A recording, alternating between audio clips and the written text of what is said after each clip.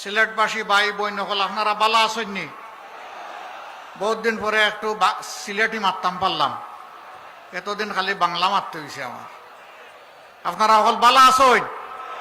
আলহামদুলিল্লাহ, আলহামদুলিল্লাহ রব্বিল আলামিন, ওয়াসসালাতু ওয়াসসালামু আলা রাসূলিহিল কারীম ওয়া আলা আলিহি ওয়া সাহবিহি ওয়া আহলি বাইতি আজমাইন। আল্লাহ তাবারক ওয়া তাআলা শুকরিয়া আদায় করছি, যিনি আজকে আমাকে এখানে দাঁড়ানোর তৌফিক এনায়েত করেছেন। আলহামদুলিল্লাহ। আজকের এই নির্বাচনী জনসভার সম্মানিত সভাপতি, সম্মানিত জাতীয় এবং স্থানীয় নেতৃবৃন্দ, শহীদ পরিবারের গর্বিত সদস্যবৃন্দ, জুলাই যোদ্ধাবৃন্দ, আপামর সিলেটবাসী ভাই ও বোনেরা, সাংবাদিক বন্ধুগণ, শৃঙ্খলার দায়িত্বে নিয়োজিত বিভিন্ন বাহিনীর সম্মানিত সদস্যবৃন্দ এবং সর্বস্তরের জনগণ, বাংলাদেশ আমাদের প্রিয় জন্মভূমি, আল্লাহ রাব্বুল আলামিনের দান। সিলেটকে বলা হয় বাংলাদেশের আধ্যাত্মিক রাজধানী। এখান থেকে কয়েক গজ দূরে আছে হযরতে শাহজালাল ইমানি রহমতুল্লাহ আলাইহির মাজার। আমরা তার উত্তরসূরি। তিনি এসেছিলেন অন্যায়ের বিরুদ্ধে, জুলুমতন্ত্রের বিরুদ্ধে, তৎকালীন ফ্যাসিবাদের বিরুদ্ধে তলোয়ার হাতে নিয়ে এসেছিলেন। আলহামদুলিল্লাহ, তিনি মজলুমের পক্ষে দাঁড়িয়েছিলেন, জালিমের বিপক্ষে তিনি অভিযান পরিচালনা করেছিলেন। বাংলাদেশ গত ৫৪ বৎসরে জুলুমের শিকারে পরিণত হয়েছে। আলেম ওলামা, রাজনৈতিক দলের নেতৃবৃন্দ, ছাত্র, শিক্ষক, সাংবাদিক, সুশীল সমাজের সদস্য, সাধারণ শ্রমিক, কৃষক, মেহনতি মানুষ, কামার কুমার, তাঁতি, জেলে, কেউ এই জুলুমের হাত থেকে রক্ষা পায়নি। সবচাইতে বড় মজলুম দল বাংলাদেশ জামাতে ইসলামী। শুধু আল্লাহ তাআলার আইনের প্রতিষ্ঠার কথা বলার অপরাধে আমাদেরকে খুন করা হয়েছে। এক এক করে আমাদের শীর্ষ 11 জন নেতাকে দুনিয়া থেকে বিদায় করা হয়েছে। 1000 সহযোদ্ধা সহকর্মীকে নির্মমভাবে বিনা বিচারে হত্যা করা হয়েছে। 5000 সহকর্মীকে জীবনের তরে পঙ্গু করা হয়েছে। 50 লক্ষ ভাই বোনদের বিরুদ্ধে মামলা দিয়ে শিশু থেকে বৃদ্ধ তাদেরকে বারবার জেলে পুরা হয়েছে। সবগুলা অফিস 13.5 বছর একটানা তালাবদ্ধ করে রাখা হয়েছে।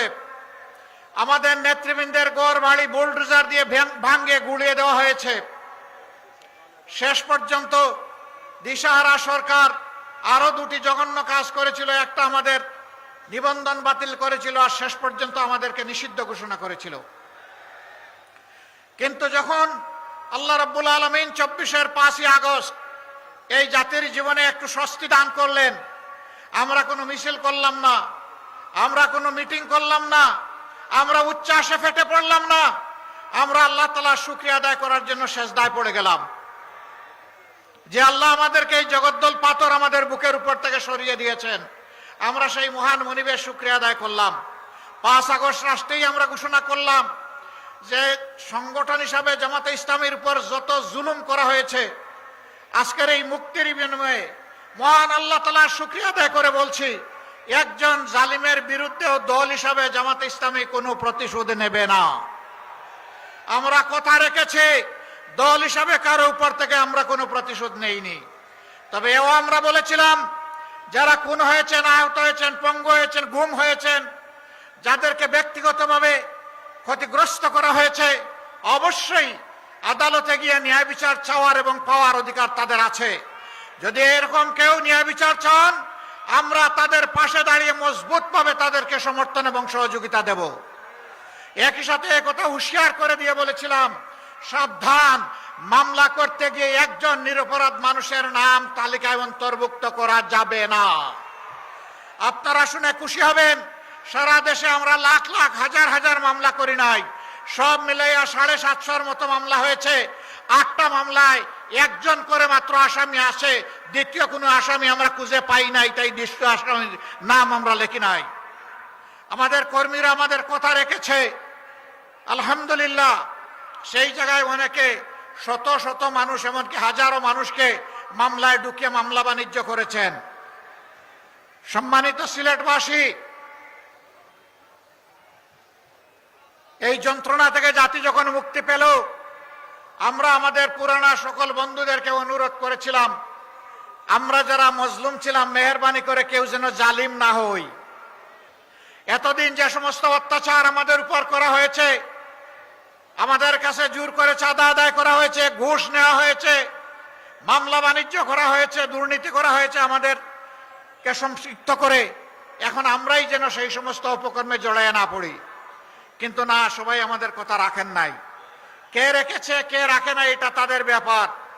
সেন্সিবল নাগরিক হিসাবে এটা আমাদের দায়িত্ব ছিল, তাই আমরা অনুরোধ জানিয়েছি। যারা রেখেছেন তাদেরকে অভিনন্দন, যারা রাখতে পারেননি তাদের ব্যাপারে আমাদের কোনো বক্তব্য নাই। জনগণ তাদের নিজস্ব বিবেকের আয়নায়, বিবেকের আদালতে তাদের বিচার করবে, আমাদের এখানে বলার কিছু নেই। প্রিয় সম্মানিত সিলেটবাসী, এই সিলেট সন্তান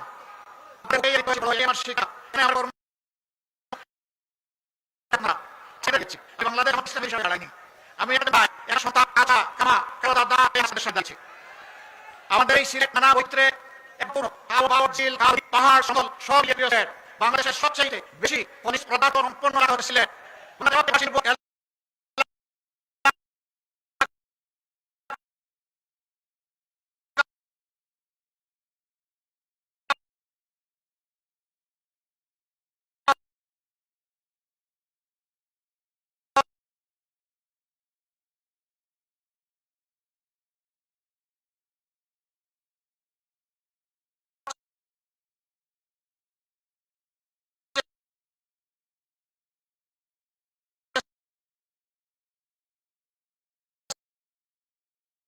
সিলেট দুঃখের বিষয়, এই খনিজ পদার্থের যে সমস্ত ভাগ এবং হিস্সা সিলেটবাসীর পাওয়ার কথা, তা সর্বক্ষেত্রে সিলেটবাসী পাচ্ছে না। সিলেটের সকল জায়গায় এখনো গ্যাস পৌঁছে নাই। সিলেটের গ্যাস থেকে উৎপাদিত বিদ্যুৎ এখনো সব জায়গায় নিরবচ্ছিন্ন পাওয়া যায় না। সিলেটের নদীগুলাকে হত্যা করে কঙ্কাল এবং মরুভূমি বানানো হয়েছে। বর্ষা আসলে নদীর দুই কুল ভাঙে, নদী ভাঙ্গনের কবলে অজস্র অসংখ্য মানুষ পড়েন। আবার শুকনা মৌসুমে নদীতে কোনো পানিই থাকে না। সিলেটবাসীর জন্য সুপেয় পানি পাওয়া এটা এক আলাদিনের চেরাগের মতো, বসে বসে অপেক্ষা করতে হয়। এই সমস্ত সংকটে সিলেট ভুগছে। তার পাশাপাশি ড্রেনেজ ব্যবস্থার দুর্বলতা ও প্রতুলতার কারণে বর্ষা আসলেই ডুবে যায়, ভেসে যায়। এই সবগুলো আমাদের নিত্যদিনের সঙ্গী। মদ, গাঁজা, সন্ত্রাস, অস্ত্র, এ আর একদল অস্থির করে রাখে আমাদের প্রিয় সিলেটকে। প্রিয় সম্মানিত ভাই ও বোনেরা, আমরা এই সমস্ত অপকর্মের বিরুদ্ধে যুদ্ধ ঘোষণা করেছি। আমরা বলেছি, প্রিয় বাংলাদেশের 1 ইঞ্চি মাটির উপরে আল্লাহ তাআলা যদি আমাদেরকে এই দেশের সেবকের দায়িত্ব দেন, 1 ইঞ্চি মাটির উপরে কেউ আর চাঁদাবাজির হাত বাড়ানোর সাহস করতে পারবে না ইনশাআল্লাহ। আমরা ঘোষণা দিয়েছি, কোন অফিস, আদালত, কার্যালয়ে এখন থেকে আমরা যদি সুযোগ পাই, আল্লাহ তাআলা যদি আমাদেরকে সুযোগ দেন, কারো ঘুষ নেওয়ার প্রয়োজন হবে না এবং ঘুষ খাওয়ার সাহস হবে না। কিন্তু সম্মানের সাথে সমস্ত নাগরিক বসবাস করার নিশ্চয়তা পাবে। আজকে বিভিন্ন ক্ষেত্রে রাষ্ট্রের কর্মকর্তা কর্মচারীদেরকে যে বেতন ভাতা সুবিধা দেওয়া হয়, সম্মানজনকভাবে জীবনযাপনের জন্য বেশিরভাগ ক্ষেত্রেই এটা ইনসাফ ভিত্তিক নয়, এটা পর্যাপ্ত নয়। আপনি তার একান্ত প্রয়োজন পূরণ না করে, সে যদি তার প্রয়োজন পূরণের জন্য কোনো অপরাধ করে, রাষ্ট্রের কোনো অধিকার নাই ওই অপরাধের জন্য ওই নাগরিককে শাস্তি দেওয়ার। আগে তাকে সম্মানজনকভাবে বাঁচার সুযোগ সৃষ্টি করে দিতে হবে। তারপরে যদি লুপের বশবর্তী হয়ে কেউ অপরাধ করে, অবশ্যই তার অপরাধের বিচার হবে। সম্মানিত ভাইরা, 54 বছরে দেশের